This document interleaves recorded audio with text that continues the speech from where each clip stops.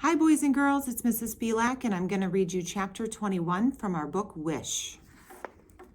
I spent the next few days watching Jackie flit around Kobe like she'd lived there her whole life. She talked about high school football with the mailman and took cold fried chicken to Bertha's knitting club. She set up a vegetable stand at the end of the driveway and chatted with everybody who stopped to buy beans and squash, telling them about Raleigh and her waitress job and her new driver's license. And at the thrift shop in Fairview, as I watched her laughing with the owner about a big ugly hat somebody brought in, I felt like I was seeing her for the first time. Maybe this was the new Jackie. How come I had never noticed how much everybody loved her?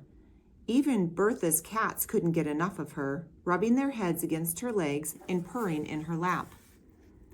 Every one of the Odom boys was red-faced and tongue-tied around her, falling all over each other to open the door for her and bring her cold lemonade every time we went over there.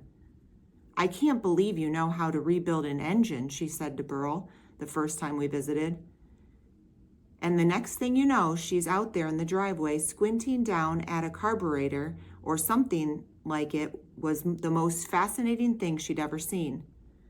Every now and then she flipped her hair over her shoulder, and I thought Burl was going to melt into a puddle right there in the gravel driveway.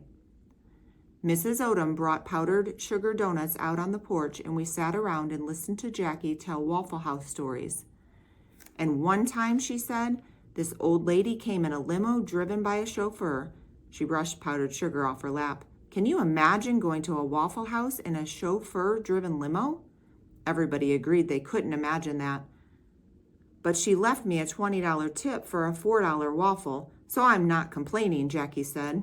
Howard and Dwight bugged their eyes out and said, "Wow." She told us how she and the other waitresses called it the Awful House, and those boys all hooted and hollered like that was the funniest thing they'd ever heard. Then she told everybody about Raleigh, how big it is, and all the malls and tanning salons and even an indoor miniature golf course. "Y'all should come visit sometime," she said.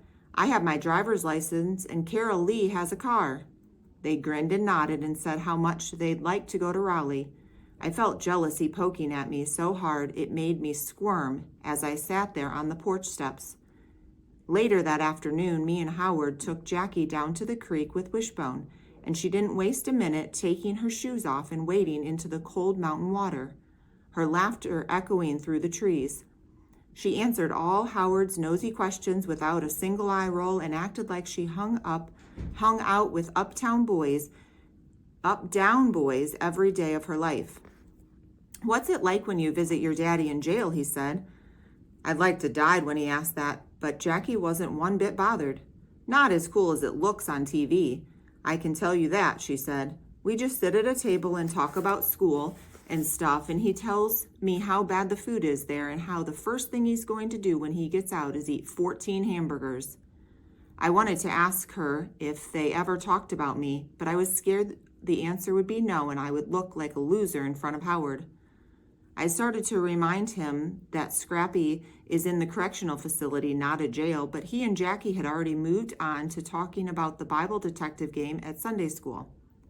"I bet Charlie's terrible at that game," she said, giving me a poke. "Reading the Bible was not exactly a popular activity at our house, right, Charlie?" She poked me again. That night, Mrs. Odom invited me and Jackie to have supper with them. Burl and Lenny brought aluminum lawn chairs in from the yard for us and nearly knocked each other over trying to sit next to Jackie.